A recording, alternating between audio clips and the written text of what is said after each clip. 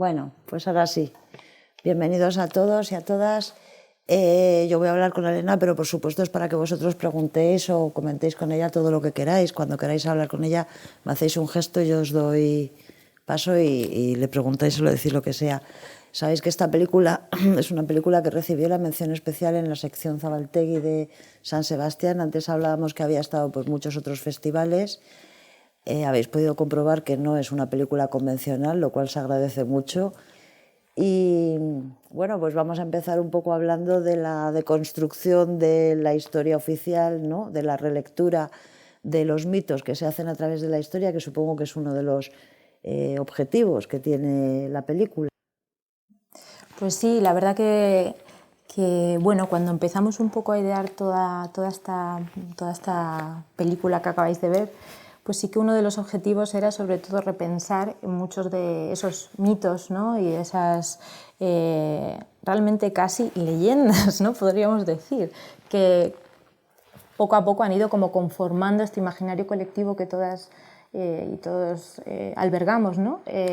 En nuestra memoria y que hemos ido construyendo a través de estos, digamos, relatos, ¿no? Sobre todo oficiales, que han venido un poco a describir, ¿no? La historia de una forma muy homogénea, ¿no? Sin fisuras. Y bueno, con la película pues pretendíamos un poco investigar en torno a aquello que subyace, digamos, ¿no? Bajo todos estos mitos, incluso figuras, ¿no? Estos supuestos referentes, ¿no? Como por ejemplo la figura del propio Cristóbal Colón, etcétera, ¿no? Y repensarla, ¿no? A partir de, bueno, pues realmente desde el presente, ¿no? Desde los anhelos quizá que podamos tener también en el presente como individuos, ¿no? Y en ese choque entre un pasado y un presente que pudiera, en el mejor de los casos, abrirse una grieta, ¿no? De la que hablar, ¿no? De la que poner sobre la mesa. Sí. Pero ¿y ese interés por la conquista, por la figura de Colón, de dónde sale? Bueno, a ver, esta película surge de un montón de lecturas y un montón de ideas que llevábamos ya, pues no sé, trabajando y leyendo desde hacía muchos años. Por una parte, hay un poema que nos gusta mucho, que es de Agustín García Calvo, que no sé si lo habéis leído. A lo mejor lo conocéis más por una canción de Chicho Sánchez Ferlosio que se llama Contratiempo. Quizás así la habréis escuchado, que es una canción que siempre que escuchamos pues nos emocionaba muchísimo, ¿no? Y justo en esta canción, bueno, que es realmente una crítica, ¿no? Al progreso, un poco a esta idea también del progreso como única vía hacia casi la felicidad, ¿no? Hacia el futuro, ¿no? Posible. Y bueno, ya de aquellas, ¿no? Y bueno, ahí hay como una voz, ¿no? que incita a las carabelas a volver atrás, precisamente narrándole de una forma, creo yo, muy plástica, muy lírica y muy hermosa, muy visual también, es un poema muy visual, pues narrándoles todas las desgracias que vendrían si realmente acababan ese viaje. Entonces, como una especie de oráculo la voz, ¿no? Del poema, les indicaba que por favor volvieran atrás, ¿no? A contratiempo, casi para volver a convertirse en los pinos y abetos con las que las propias carabelas habían sido construidas, ¿no? No sé, es un poema realmente hermoso. Esto estaba por un lado, que nos parecía como muy inspirador, ¿no? En todo, bueno, en general. Y de aquí venía un poco también la idea esta de pensar, pues bueno, ¿qué pasa, ¿no? Si rompemos con esos acontecimientos que se supone que están escritos, ¿no? Como la única verdad y realidad posible, ¿no? Y podemos jugar, ¿no? Que el cine es una herramienta que nos permite precisamente jugar con el espacio y el tiempo, ¿no? Y bueno, a partir de ahí pues empezamos a pensar un poco la película. Y por otra parte también hay un libro que nos gusta mucho, que se llama, un clásico ya, El Calibán y la Bruja, ¿no? De Federici, que bueno, que aparte es un libro divertido, bueno, es un libro increíble, ¿no? Y bueno, en este libro precisamente ella ponía mucho en relación, ¿no? Como esas estructuras, digamos, de opresión, tanto del racismo, ¿no? Como del patriarcado, ¿no? Que puso en juego el capitalismo a partir del siglo XV, pues nunca se podrían haber dado sin precisamente la conquista, ¿no? De alguna manera como ponía en relación la conquista con toda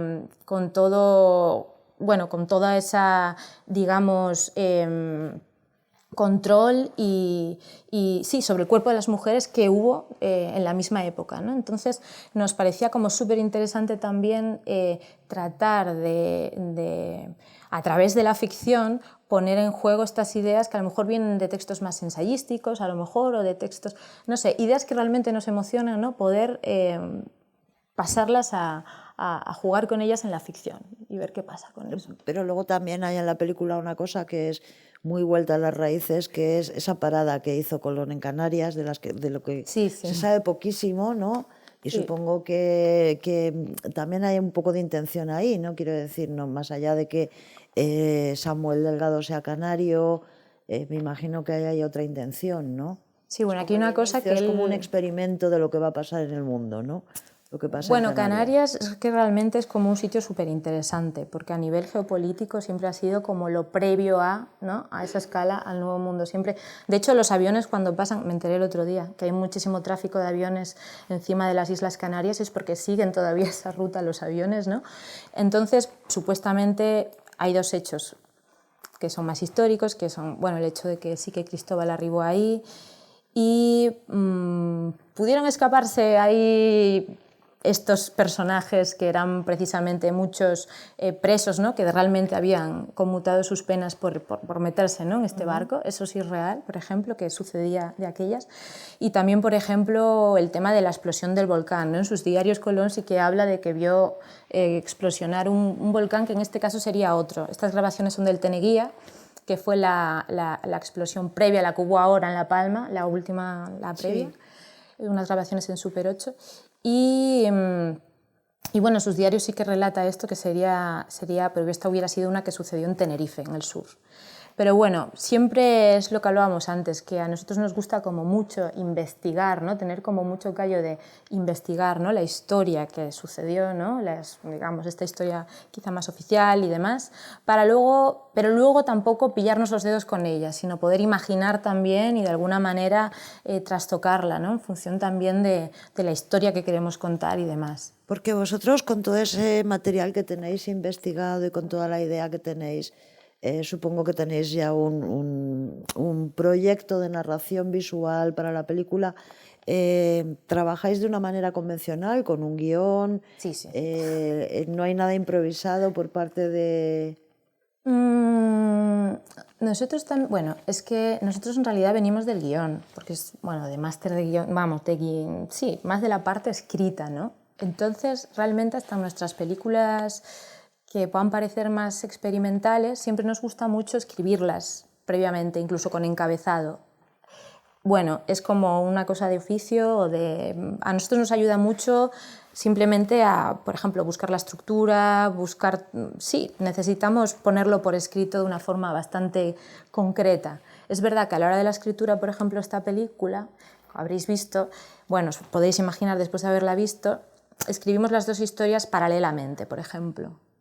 Es verdad, no se escribió la película tal cual la habéis visto, sino que escribimos primero la historia de ellas, la historia de ellos, y fuimos imaginando como esos nexos de unión posibles que finalmente a través del montaje pues iríamos más o menos colocando.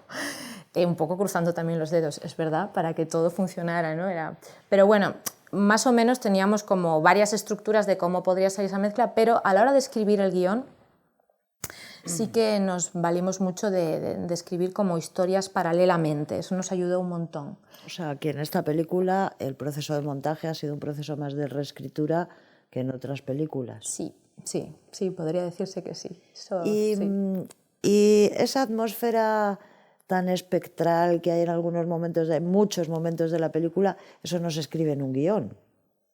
No, eso no se escribe en un guión. No, es verdad, puede ser. Algunas cosas sí se pueden describir. Intentamos no ser muy pesados haciendo descripciones largas que no llevan a ninguna parte, porque cuando lees el guión 3000 veces eso no hay quien lo lea.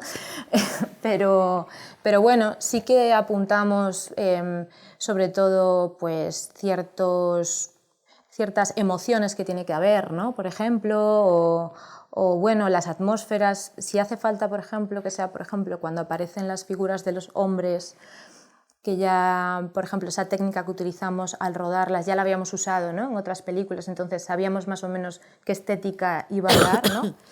Y entonces por eso las describíamos más o menos, porque ya sabíamos la estética que podía realmente tener más o menos, ¿no? Entonces eso se podía escribir de alguna manera, ¿no? Describirla de alguna manera. Pero es verdad que luego, ¿no? Pues es a través del sonido, a través, ¿no? De toda esa, del color, ¿no? De cómo al finalmente se puede materializar eso. Es difícil, ¿no? Imaginárselo previamente, sí. No me parece a mí que sea una película que haya sido fácil en su camino para encontrar una producción. Me parece que es un cine muy de autor, que necesita un recorrido diferente. No sé si fue más o menos fácil conseguirlo, y además os pilló la pandemia. O sea, la teníais rodada y luego llegó la pandemia. Nos faltaba una Os semana faltaba de un montaje. poquito de rodaje. Una semana. ¿Cómo fue Una todo semana ese que fue proceso? como... faltaba como realmente 4 días que eran como ya limar lo mínimo, o sea, las cositas más pequeñas. Entonces eso lo tuvimos que hacer a distancia, porque Manuel Muñoz no estaba en Madrid. Entonces estaba, creo, en Donosti, y finalmente ese último proceso sí que lo tuvimos que hacer a distancia, pero el resto fue todo, vamos, previo al COVID, o sea que sí, dentro de lo que cabe no nos pilló tan mal. ¿Y cómo se levanta un proyecto de este tipo? Pues con mucho tiempo y mucha paciencia, ¿no? Pues realmente no sé cuántos años estuvimos trabajando en él, pero desde que empezamos a trabajar los primeros guiones con, pues no sé, ya contábamos, es verdad, de entrada con el apoyo de Beli y de José y Marina, que son las 2 productoras con las que hemos trabajado. Bueno, son productoras también amigas, nos conocemos, ¿no? Desde hace muchos años, entonces fue muy fácil, digamos, de alguna manera que se sumaran al proyecto de entrada, ¿no? Esto yo creo que nos facilitó mucho, no creo que, digo, porque realmente contar con ese apoyo de entrada es una suerte total. Y también con personas que hablen tu mismo idioma, con las que te entiendes muy bien, ¿no?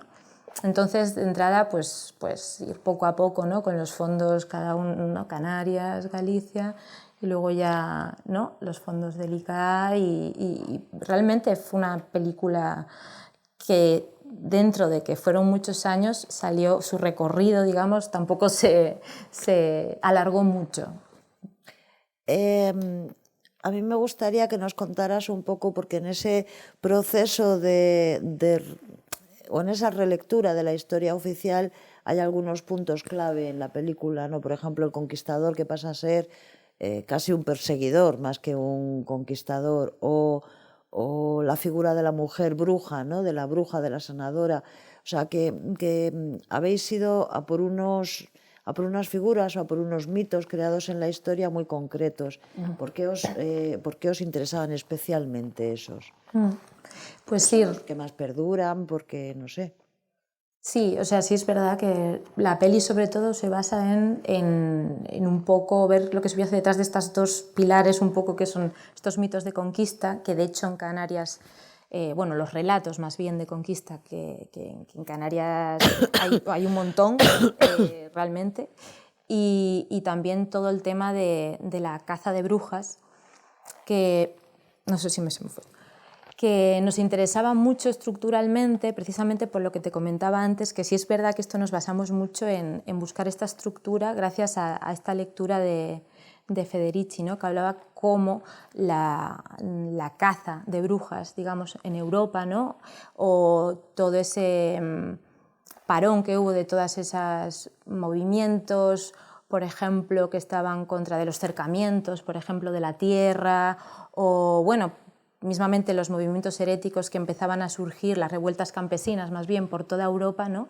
Nunca habrían podido ser frenados, ¿no? Sin precisamente la conquista, ¿no? Y toda esa, bueno, todo ese expolio que hubo, ¿no? Al otro lado, ¿no? Del océano. Entonces, realmente lo que nos gustaba mucho de ese ensayo es cómo de alguna manera vinculaba, ¿no? Hechos que normalmente son estudiados de forma paralela, ¿no?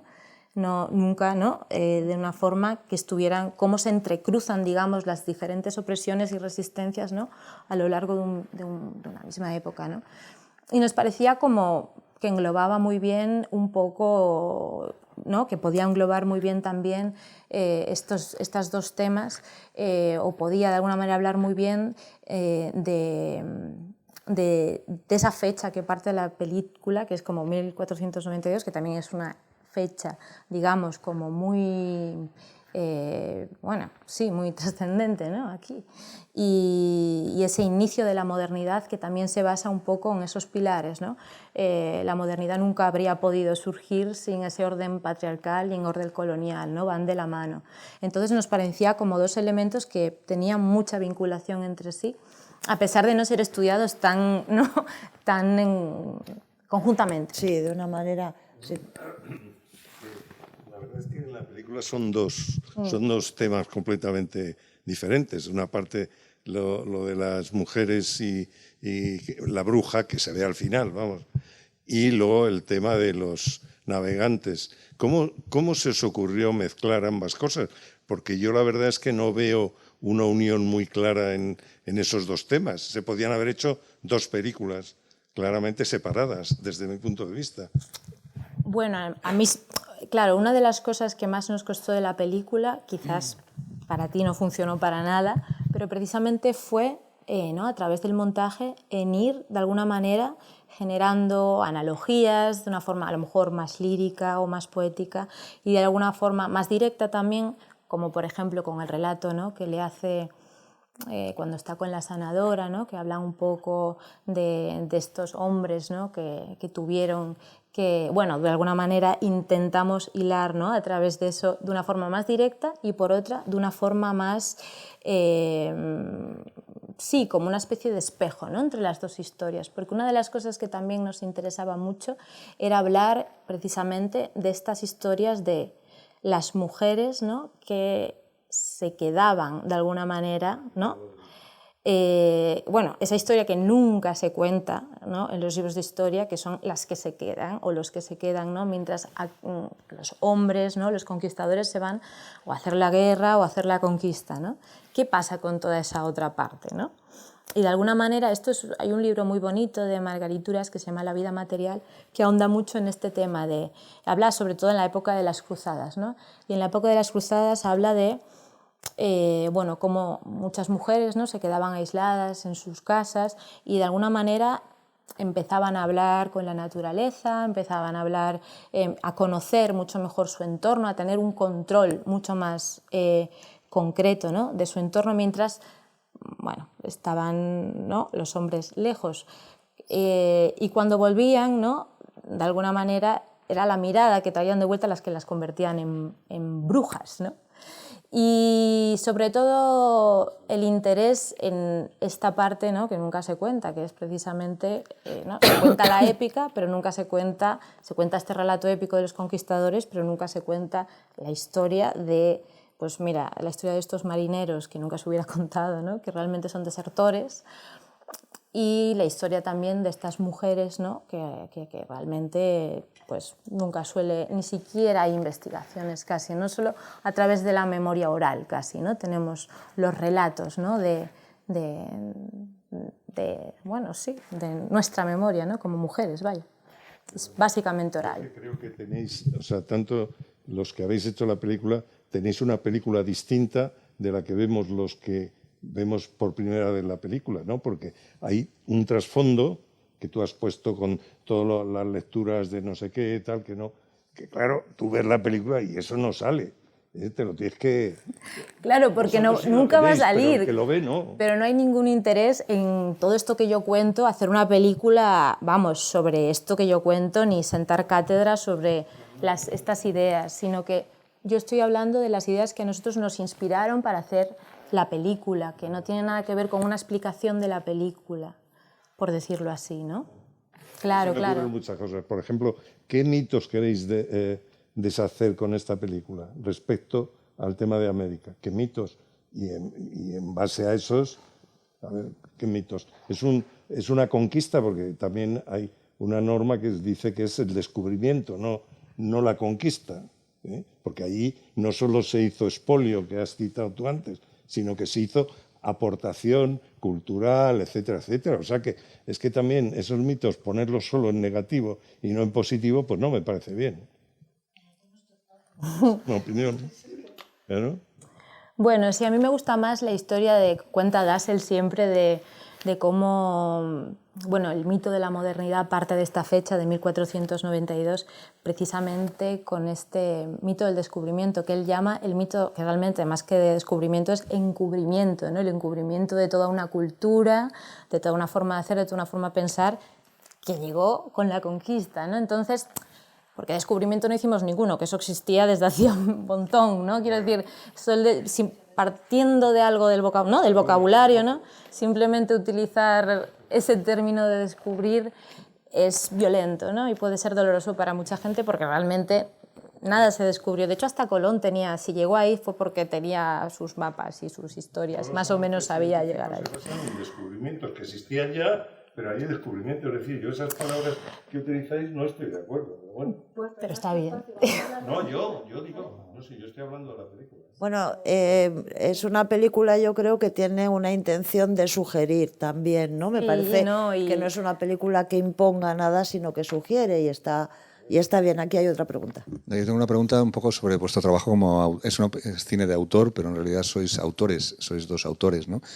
¿Y cómo es vuestra relación creativa y si os distribuís el trabajo de alguna forma o es un trabajo muy imbricado y muy, digamos, orgánico entre los dos? No sé cómo trabajáis juntos, porque lleváis bastante tiempo trabajando juntos y bastantes proyectos, ¿no? Cortos, largo. Sí, pues a ver, llevamos un montón de años trabajando, entonces pues evidentemente se van generando dinámicas que cambian en cada proyecto porque son bastante diferentes los proyectos en realidad entre sí. Y este fue el primero, por decir así, que tenía ya como un equipo, bueno, había un equipo de una envergadura mucho mayor a la que solemos trabajar, que a veces Samuel y yo pues vamos con una cámara Bolex 16 milímetros y con el sonido y ya, por lo menos en nuestras primeras películas. Entonces, realmente es extraño porque no tenemos un sistema concreto en el sentido de que uno dedique más fuerzas a una cosa y otra a otras, ¿no? Es algo muy orgánico que no sé explicar, pero realmente no hay como, por ejemplo, en el guión lo que hacemos es, cada uno va escribiendo, por ejemplo, una versión o se encarga de ciertas secuencias y nos lo vamos, normalmente son versiones completas, la verdad, entonces nos las vamos pasando, ¿no? Vamos reescribiendo y así vamos trabajando. Y luego en el rodaje, pues depende un poco del día, pero realmente no hay alguien, por ejemplo, que se ocupe más del trabajo con las actrices, los actores, los intérpretes y otro a lo mejor que se ocupe más de la parte quizá más visual, sino que es, bueno, es un equipo además también, porque siempre hablamos Samuel y yo, pero luego está José, que es el director de foto, y Silvia, que es, bueno, nuestra gran amiga y también directora de arte y todo más. Entonces, bueno, realmente es un equipo que trabaja, porque es que el cine, ¿no? Siempre hablamos de los directores y las directoras y demás, pero el cine es el trabajo más colectivo que hay, o sea, es que es así, es un trabajo hecho entre muchas personas. Entonces, no gozamos de un sistema de trabajo que nos dé esa tranquilidad, pero funciona bastante bien y de forma bastante orgánica. En guión sí, pero en rodaje es todo... Por cierto, que esta película la habéis rodado con película. Sí. ¿Y la habéis revelado artesanalmente en laboratorio? No toda, una parte. ¿Y por qué la decisión de rodar en película? Pues todos nuestros trabajos, siempre hemos filmado en 16 milímetros. La novedad aquí sobre todo fue, bueno, incluso hay otra película que también mandamos al laboratorio, pero casi todas la revelábamos artesanalmente, evidentemente cuando nos planteamos una película tan larga. Lo que sí queríamos y que sí nos parecía interesante era el tema de mezclar diferentes formatos, ¿no? Que también es una historia que habla de alguna manera de viajes en el tiempo y de construir un poco ese relato oficial, ¿no? Entonces realmente sí que nos interesaba trabajar con diferentes representaciones de la historia, desde el material de archivo a una parte más documental, que sí que es la que se ve con una plasticidad así más visual, que esa es la parte que revelamos a mano, y luego ya la parte que mandamos al laboratorio. Y bueno, un archivo, por lo que decías antes, el archivo, hay dos archivos. Por una parte está este, que es de Super 8, que es el volcán de Teneguía. Y luego está la Alba de América, que es esta película de Juan de Orduña, del 51, que nos interesa. Bueno, la película no sé si la habéis visto, pero no la veáis, sino porque la verdad que no tiene desperdicio, por otra parte, si la ves con un poco de... Pero es verdad que cuando la vimos, claro, nos pareció perfecto, ¿no? Porque estábamos pensando en cómo rodar cuando llegaban, digamos, los malos, ¿no? A la película. Y de repente vimos la película y dijimos, pero si ya están aquí, ¿para qué vamos a filmarlo? ¿No? Nos parecía como mucho más interesante utilizar esta película, que de alguna manera nos servía también para poner de relevancia también la violencia que hay tras estas imágenes, ¿no? Y utilizarlas, ¿no? Y resignificarlas, ¿no? Para de repente a estos conquistadores, lo que hablabas, convertirlos en esos perseguidores, ¿no? Y nos parecía más interesante. Lo único que hicimos fue ponerle un tinte azul. Bueno, jugar un poco con el color para que de alguna forma pues no chocarase tanto, no te quitas del relato, ¿no? Que la fueras viendo y que entrara dentro de la tonalidad de la película y que funcionara. De hecho, algunas personas nos han dicho que sí lo hemos filmado, pero yo que me pareció muy sorprendente porque, no sé, pero sí, hay estos materiales y la parte, por ejemplo, de la momia también está revelada a mano, sí hay una mezcla interesante. Oye, y una curiosidad, porque claro, no es lo mismo ver vuestra película aquí, la película que ha corrido por muchísimos festivales, la ha visto mucho público latinoamericano, por ejemplo. ¿Cómo la ha recibido el público latinoamericano? Pues muy bien, la verdad. Bueno, no sé, la pena es que nunca hemos podido viajar allí. Pero online sí que habéis tenido muchos encuentros. Hemos tenido con encuentros, gente. sí, pero no, realmente me hubiera gustado mucho poder viajar, pero sí que fue, ¿ves? Con el tema del COVID, sí es verdad que hubo muchos festivales a los que no pudimos asistir porque o se hicieron online o no se hicieron, o había como muchos problemas para viajar. Entonces, para mí, bueno, para nosotros fue realmente un poco pena no poder ir ahí con la peli. Si habíamos ido con Plus Ultra o con otros cortos anteriores, pero no con esa película. Y hablamos mucho también de la época en la que empezaron a derribarse un montón de estatuas y a cortarse un montón de cabezas, ¿no? de un montón, que realmente nos acompañó esta etapa, ¿no? Que fue como bastante fuerte durante toda nuestra etapa o proceso de montaje. Entonces estaba, ¿no? Como que todo de alguna manera animaba, ¿no? Y sí que cuadró con un poco esta etapa, y también nos preguntaban sobre todo por, bueno, también como lo de la figura de Colón, que realmente como que es una figura aquí muy controvertida, en realidad. En su época fue una figura muy controvertida y que parece que siempre sale como, ¿no? En momentos de grandes crisis, ¿no? Por ejemplo, la última vez, cuando se construyeron casi todas las estatuas de Colón, en realidad, por lo menos creo que Madrid, fue a finales del 19, ¿no? Cuando la pérdida de las últimas colonias, ¿no? Entonces realmente hay como esta especie de utilización también de este símbolo, ¿no? De esta persona, más bien del mito, ¿no? Que se generó alrededor de su persona y que surge, ¿no? En estos momentos en que la identidad nacional parece que se resquebraja o empieza a haber como problemas con este tipo, y es como interesante en ese sentido analizarlo, más el símbolo, el mito, que la persona, ¿no? que vino en cadenas. Ah, perdona, no te había visto. Bueno, me presento, yo soy Minerva y te quería preguntar cómo cambió la película desde las primeras fases del guión, pero principalmente durante el rodaje y durante el montaje, cuando ya estabais terminando de unir ambas historias, y también durante el rodaje, un poco en relación con lo que te había preguntado ella, si la productora, aunque ya teníais las productoras, si dijeron, oye, vamos a hacer esto de una manera distinta para poder, con cualquier otro fin o por cualquier otro motivo, o si surgieron problemas durante el rodaje en cuanto a tiempo o en cuanto a organización. En realidad fue un rodaje un poco complicado porque rodamos en 2 sitios y rodamos muy poco tiempo, 4 semanas, que no es mucho. Rodamos 2 semanas en Galicia y 2 semanas en Canarias. El rodaje en Galicia fue un poco más fácil porque eran sitios... Bueno, más fácil, mentira, porque la temperatura no, pero digamos que eran sitios más cercanos. Y en Tenerife sí que eran como cada día, bueno, más coche y demás, pero realmente no tuvimos como grandes problemas en el rodaje, a no ser por una cuestión económica, que fue que no nos dieron la última ayuda en Canarias. Cuando ya teníamos todo, de repente hubo una ayuda que nos falló. Y entonces contábamos ahí con poder filmar con, por ejemplo, más extras, sobre todo las secuencias en las que necesitábamos gente, básicamente. Entonces eso lo tuvimos que hacer como al mínimo y imprescindible todo, el vestuario, las personas con las que contábamos y demás. Pero realmente, por el resto, no, más o menos sabíamos que contábamos con lo que contábamos y básicamente íbamos adaptándonos a lo que había. Y bueno, también al metraje que teníamos, ¿no? Que no teníamos mucho.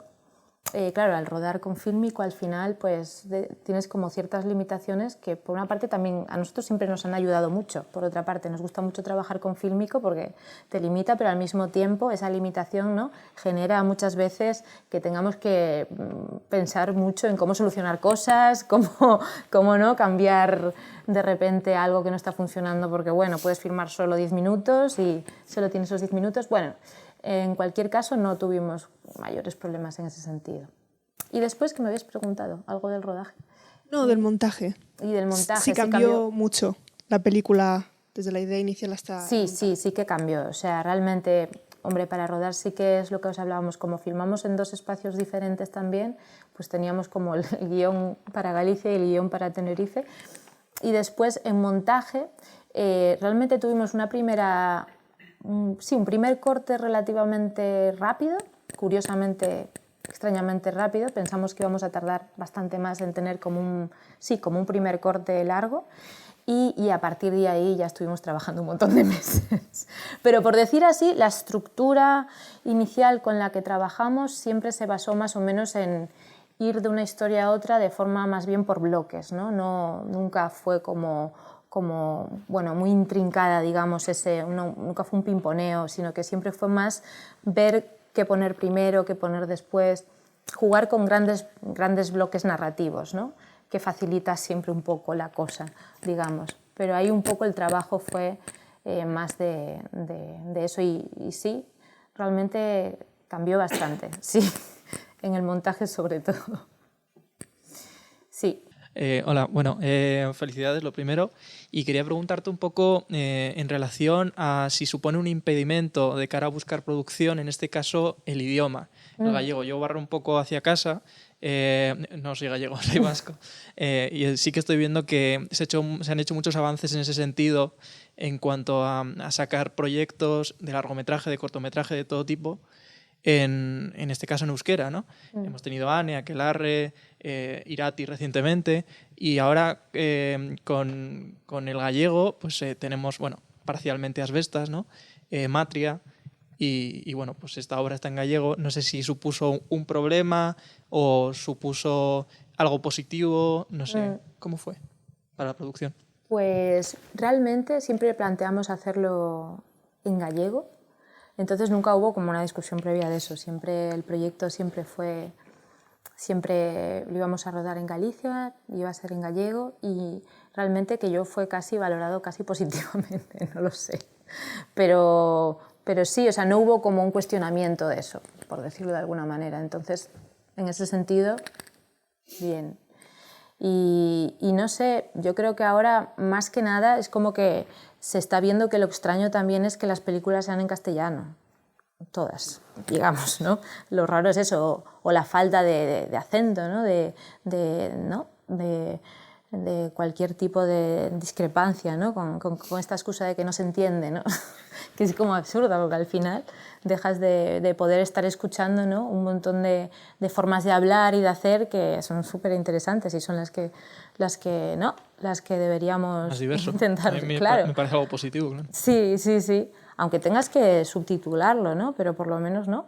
A mí me parece, sí, quizás esté pasando eso. A mí me parece que es hasta valiente también tirar un poco por lo que hay en tu tierra, ¿no? Y por apostar también porque se vea esa diversidad que por suerte tenemos en España y yo creo que es por esa parte pues lo dicho, o sea, un salto de fe y que puede salir muy mal o puede salir muy bien, pero desde luego en los últimos años está saliendo muy bien.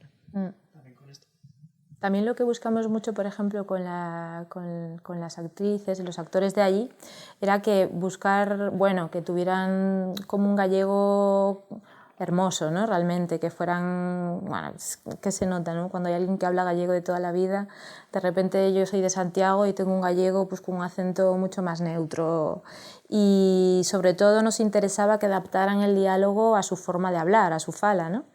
Que lo hicieran suyo de alguna manera, ¿no? Que introducir, aunque no hay muchos diálogos, todo hay que decirlo, pero en los diálogos que había, pues que un poco trabajaran con esa materia prima que tenían suya, ¿no?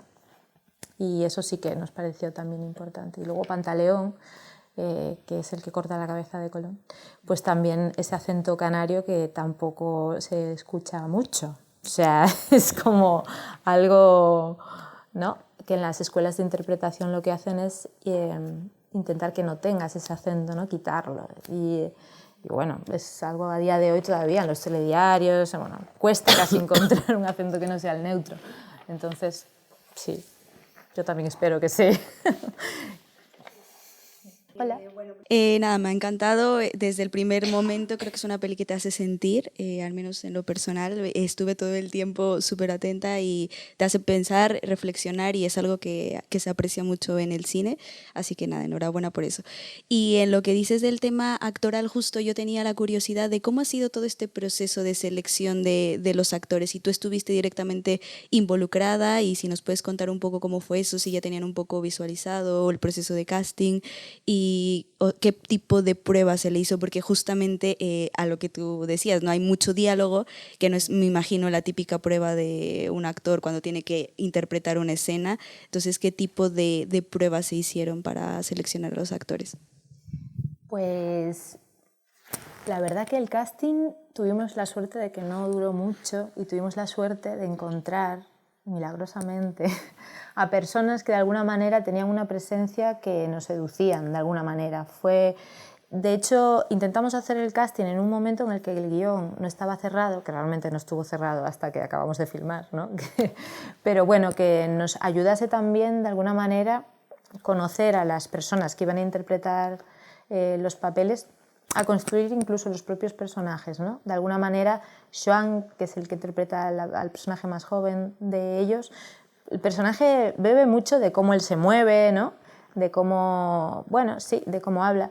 Entonces, en las pruebas es verdad que nos preocupaba mucho el tema de que aunque hubiera poco diálogo, que ese diálogo pudiera hacerse de una forma orgánica, no tener problemas, ¿no? con eso. Entonces, al inicio de cuando hicimos el primer casting, sí que les dábamos para que a lo mejor interpretasen alguna secuencia, pero también nos fijábamos mucho en lo gestual, en cómo caminaban, ¿no? Pues a lo mejor los hacíamos caminar, o temas más de presencia, la voz también es súper importante.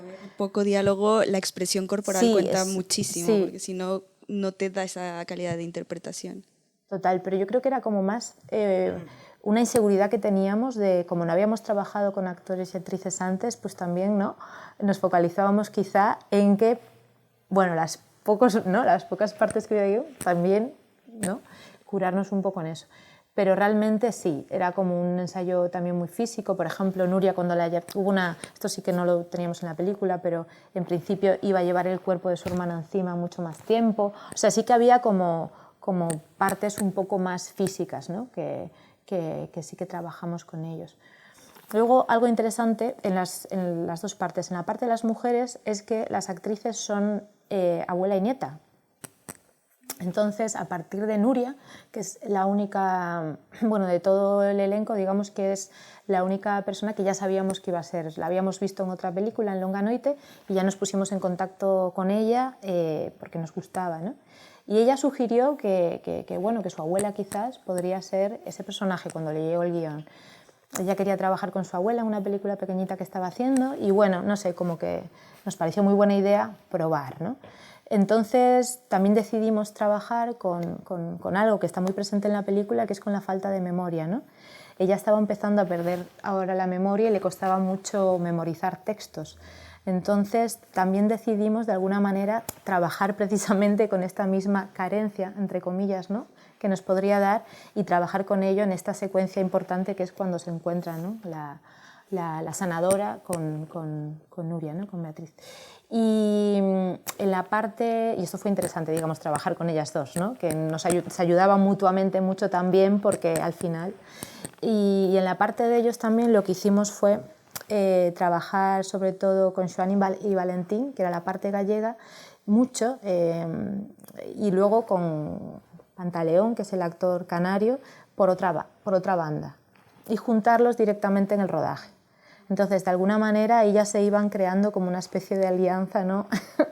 y esto nos ayudaba también a generar pues, esta relación, digamos, más distanciada con este personaje. Bueno, así. Y bueno, Pantaleón también. Pantaleón es actor también. Nuria y Pantaleón y bueno, todos son actores y actrices, pero digamos que tenían más experiencia, sobre todo el teatro, y Pantaleón también en cine. Y fue un trabajo un poco diferente también. Yo creo que queda por hablar de un aspecto importante de la película, que es el sonido, ¿no? Porque me parece que el cine ahora, y en esta película se advierte mucho, se está abriendo a un sonido diferente por fin, ¿no? Ya no es el sonido encerrado en un todo perfectamente sonorizado, sino que se deja entrar, hay puertas abiertas, ¿no? ¿Cómo fue el trabajo ese de sonido? Pues siempre, bueno, el sonido, la verdad que siempre nos ha parecido como súper importante, ¿no?, en el cine en general, o sea, y siempre ha sido algo que nos ha gustado mucho trabajar, el diseño sonoro, sobre todo, ¿no?, de todas las atmósferas y de todos los sonidos que componen un poco esta banda sonora, que aquí sí que metimos elementos más musicales, pero que siempre intentamos que estuvieran de alguna manera equilibrados con pues los sonidos de la propia naturaleza o bueno, sonidos que nos pudieran recordar, por ejemplo, en la parte de ellos hay sonidos de cuerdas que también nos remitían también, por ejemplo, a sonidos del barco o bueno, tener como muy presente, ¿no?, el sonido como algo que iba a aumentar muchísimo también la capacidad de percepción del propio espectador, ¿no? Bueno, a nosotros por lo menos nos pasa siempre que vemos películas, en el cine sobre todo, claro, ¿no?, que es donde se escuchan bien. Y bueno, sí que fue como un trabajo súper interesante, sí. Y luego, tengo mucha curiosidad por saber cuál es tu opinión. ¿Cómo crees tú, desde la postura en la que estáis vosotros, Samuel y tú, del cine de autor, de un cine de creación que indaga en nuevas propuestas y que experimenta narrativas visuales diferentes, ¿cuál crees tú que es el espacio que tiene ese cine hoy en el panorama del cine español? Pues, a ver, realmente yo creo que poco a poco, ¿no?, está visibilizándose más. Lo que pasa es que, bueno, lo que hablábamos, ¿no?, que sí que es verdad que es un cine que suele verse más por el circuito de festivales y que cuesta mucho pues, que llegue luego a salas, llega casi directamente luego a plataformas, ¿no?, pero es muy difícil que pase por los cines de barrio de toda la vida, que es donde nosotros vimos el, ¿no? Bueno, entonces eso pues sí que no facilita mucho, ¿no?, bueno, ese compartir, digamos, ¿no?, después de tantos años de trabajo, ¿no?, pues lo que te gustaría sería poder compartirlo en los cines, que es precisamente donde se puede escuchar y ver bien, ¿no?, todo el trabajo que hay detrás de una película. Y bueno, yo creo que sí que quizás pues hay cines muy valientes, ¿no?, por ejemplo como el Numax en Santiago, por decir un ejemplo, ¿no?, que sí que, bueno, en fin, o sea, ¿no?, hay una selección de películas increíble y bueno, que apuestan un poco también por abrir hueco y hacer una brecha, ¿no?, y fomentar, ¿no?, que se puedan ver este tipo de más películas un poco diferentes, ¿no? Pero bueno, no está muy fácil. Si no tenéis preguntas sobre... Primero me gustaría felicitarte por la película, que la verdad que me encantó muchísimo. Yo soy brasileña y desde el primer momento así te ves con una escena muy agobiante, ¿no?, dentro del mar hasta que salga y da un respiro. Y la verdad que esta escena y varias son muy potentes, imágenes tan potentes. Me gustaría saber cómo fue la elección de trabajar con imágenes tan potentes y con poco diálogo. Pues, o sea, realmente venimos como de siempre hacer un tipo de cine en el que el diálogo es muy pequeño, ¿no?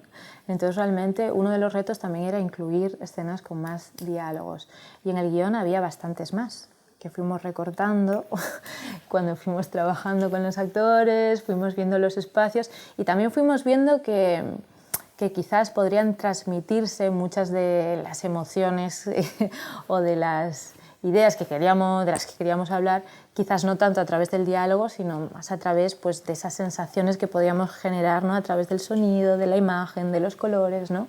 Y que fuera como una experiencia, ¿no? Bueno, nosotros es verdad que el cine pues, siempre lo vemos más como una experiencia, ¿no? Como un viaje que pueda ser incluso más plástico, ¿no? No nos interesa tanto como este tipo de narrativa tan causal, ¿no?